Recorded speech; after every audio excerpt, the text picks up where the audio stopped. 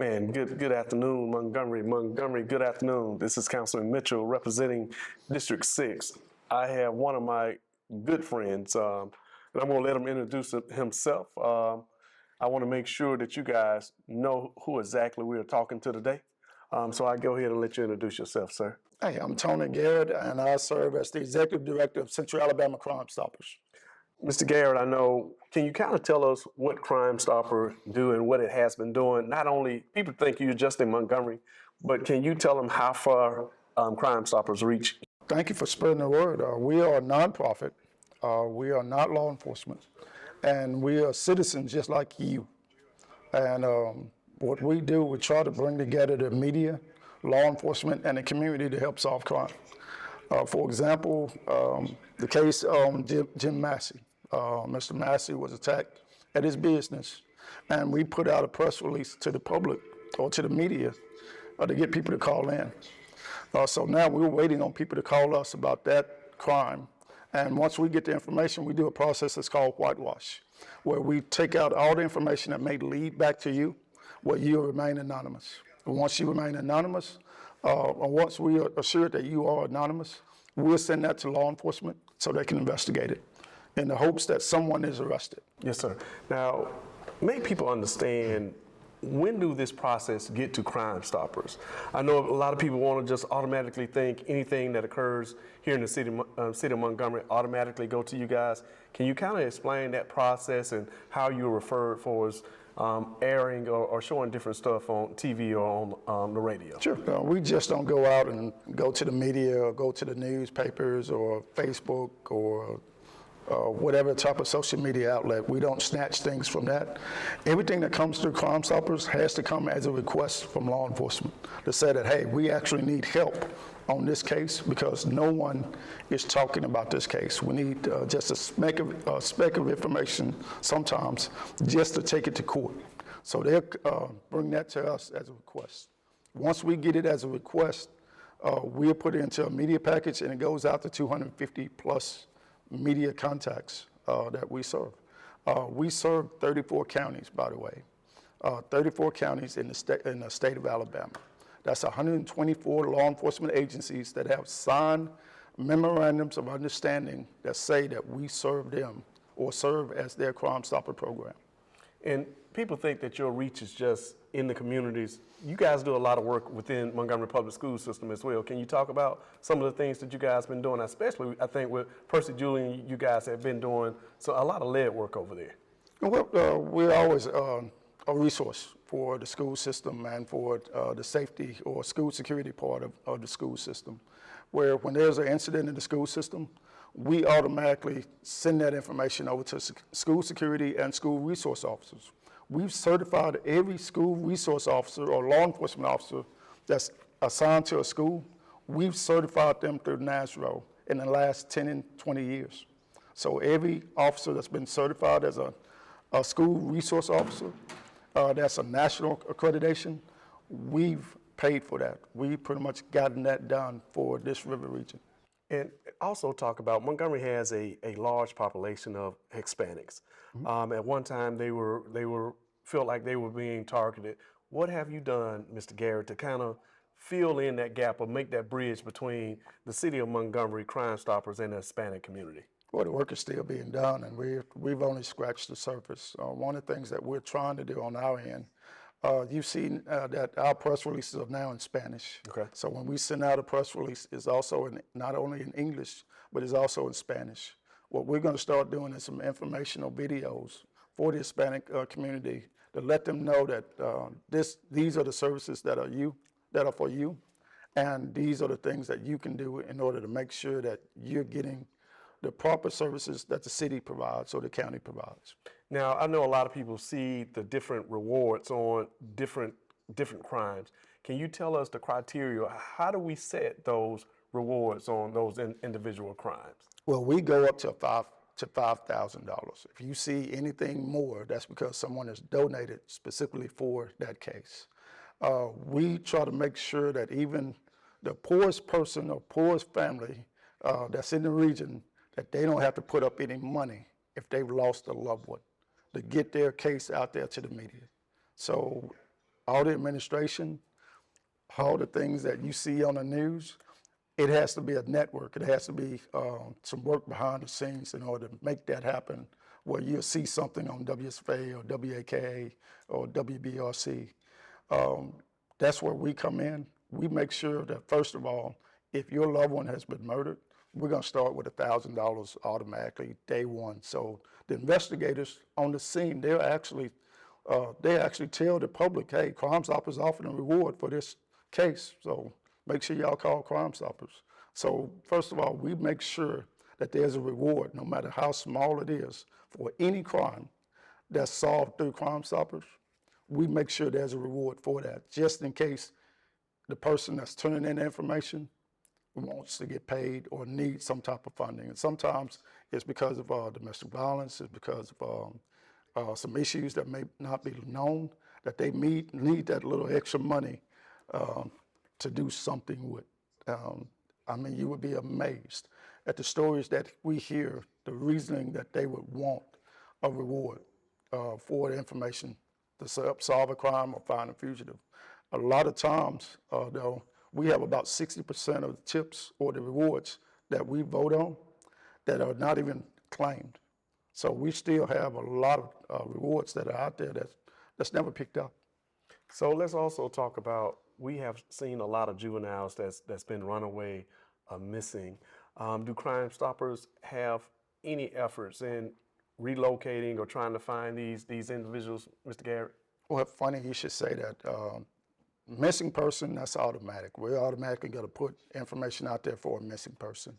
But a runaway, a lot of times our law enforcement and the general public, they don't put a lot of resources in runaways because they're running away on their own free will.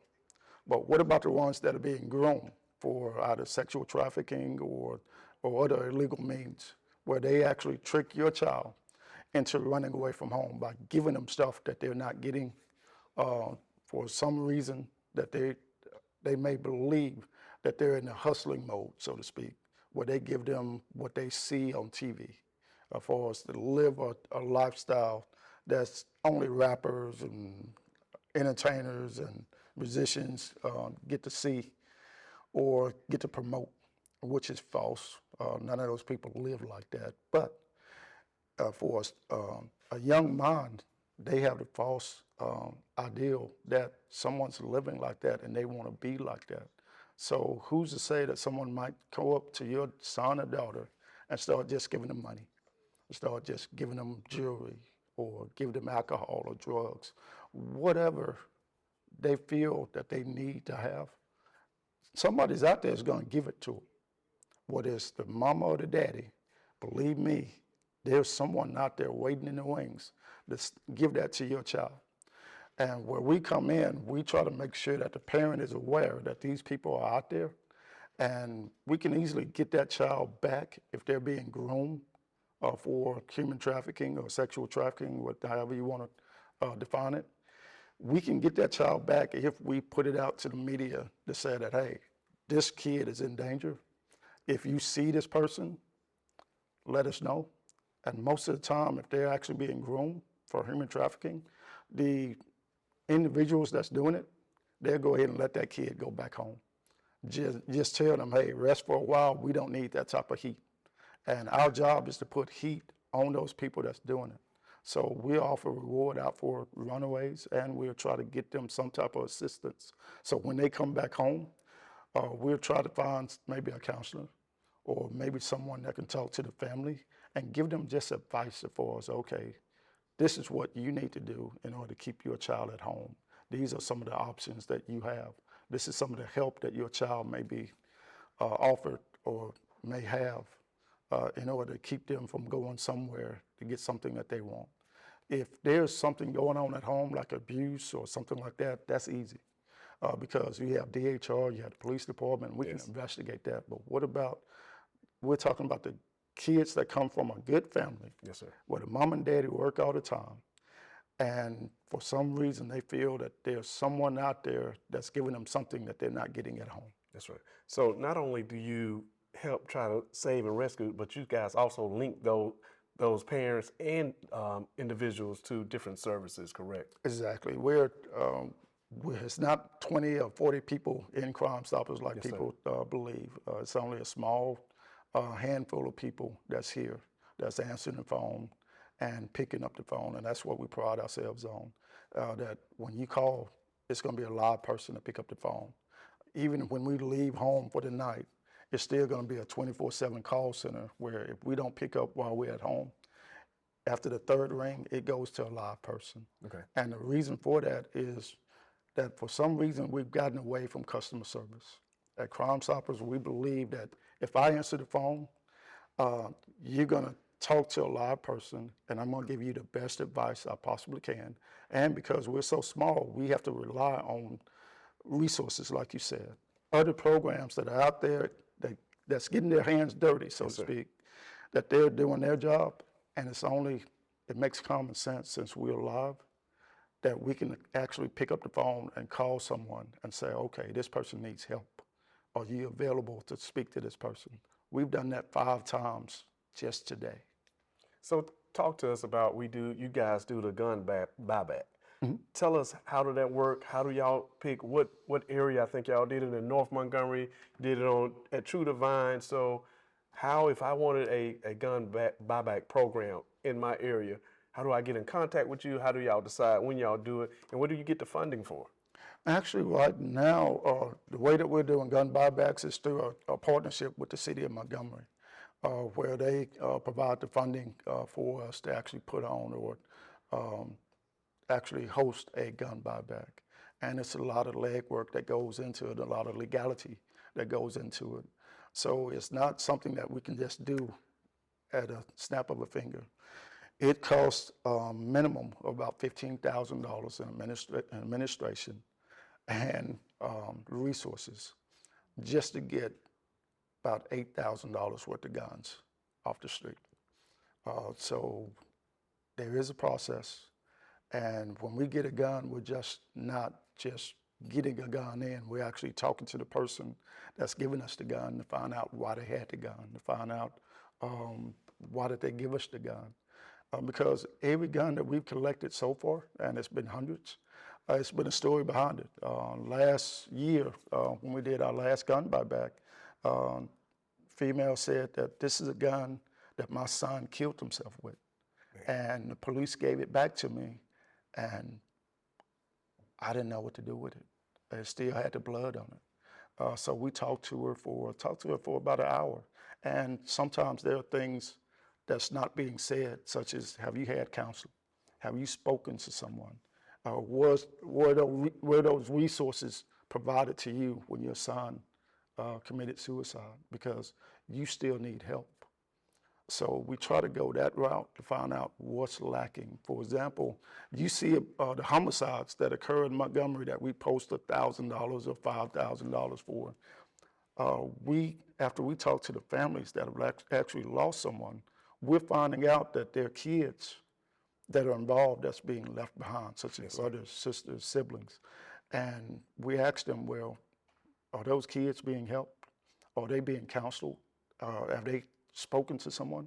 And many of them go to school the next day after losing a loved one, and they haven't had the opportunity. But we expect this child to actually make all A's and B's after seeing a horrific incident or losing a loved one. So we try to fill that gap. When we come across that, a lot of times I'm calling you. Yes, sir. And saying, hey, this is what I got. Can you help? Yes, sir. Tony, I hear you guys doing so many programs, doing so many things. And you said 34, 36 counties? 34 counties. You're a nonprofit. How do you get your funding? What can I do as an individual if I want to help Crime Stoppers? Because you said you're nonprofit.